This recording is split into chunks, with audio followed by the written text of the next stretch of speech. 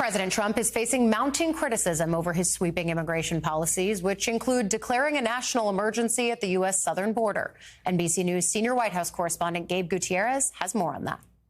The backlash is growing after his sweeping executive actions on immigration. If I were to lose my parents due to deportation, my whole world would fall apart. At least 22 states are already suing over Trump's attempt to end birthright citizenship for children of undocumented immigrants.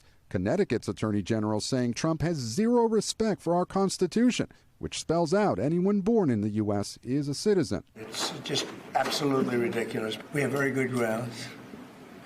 People have wanted to do this for decades. The president also halting the program that resettles refugees in the U.S., including Afghans fleeing the Taliban. They haven't received clarifying information, and they're scared that they're going to die. But Trump won the election after pledging tougher border security. This Republican county commissioner in Chicago supports Trump's immigration crackdown after more than 51,000 migrants arrived there. Funding is absolutely not sustainable.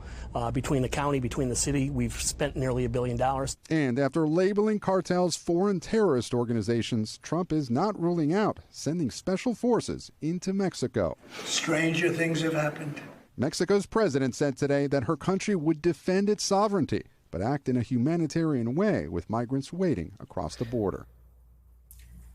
The Trump administration has also ordered all federal employees in diversity, equity, and inclusion roles to be placed on paid leave by the end of the day today.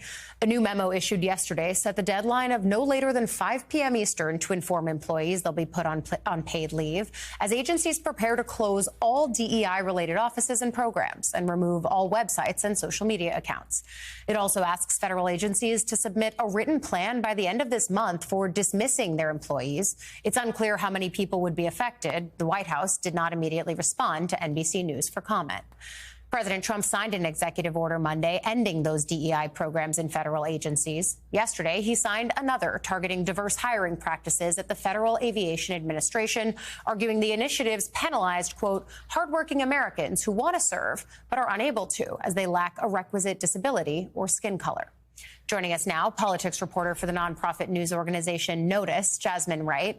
Jasmine, can we just drill down on this DEI initiatives piece for a moment? Because there's research that shows diversity is a strength. It makes organizations stronger, whether federal or private. Sure. So what's the argument behind the scenes for getting rid of the DEI initiatives? Is it just we're getting rid of woke?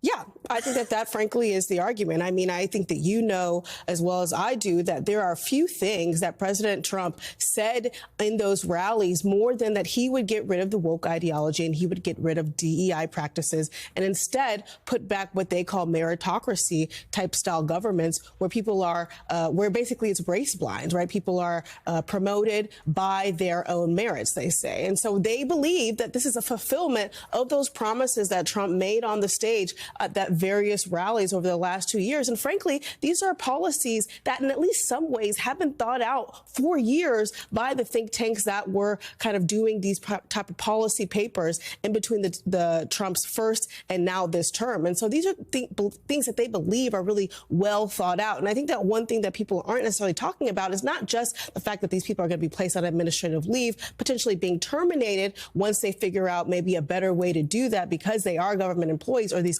contractors are contracted by the federal government. But also in these templates, they're asking people within these agencies to then report their fellow colleagues or contractors who they believe their ambition is to do DEI policies, but they're worded differently. And so I think that you're going to see a lot more of things happening from these memorandums and these DEI initiatives that they're just kind of putting in place right now. You covered the 2024 campaign. Are there things that Trump promised he would do that haven't yet come out in these executive orders? I know they've been sweeping, but are there gaps that you're seeing in the promises made, promises kept? Sure. Well, I think tariffs is a huge one. Yeah. He obviously said said previously that he would start tariffs on day one. We haven't seen any indication that those are on the pipeline. They talk about them, but we saw executive order that they wanted to study them. Obviously, deportations is something that they talked about that they would do on day one. That hasn't started in earnest. Obviously, they're talking about ramping it up now.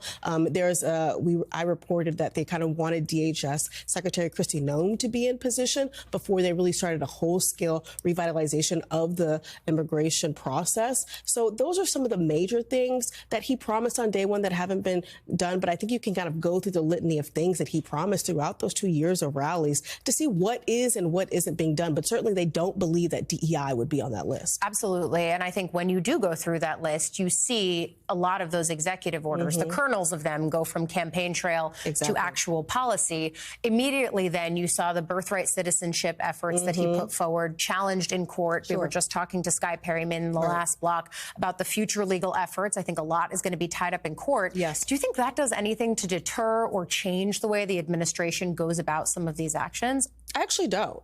I think a lot of these things, like birthright, like some of their immigration policies, they want the Supreme Court to take up because then the Supreme Court can make that final decision. Some of these executive orders or these bills that they're putting past are kind of fodder for these legal actions so that they can be adjudicated by courts that they believe are more favorable to Republicans and to conservative ideas. And so I think that they're going to go about, trying to fundamentally change the government through executive order until Congress can get on board with some of these initiatives and come what may with the legal challenges, because first of all, they've achieved their message with their voters saying that, hey, we did do this. It's the court stopping us, or it's more liberal think tanks and lawyers stopping us. And then potentially they can get the outcome that they want in the courts because of the way that the courts are being kind of shopped around by conservative outlets. Yeah, I do think that there is a confidence that this administration has in elevating these issues through the courts. I think you're completely right about that.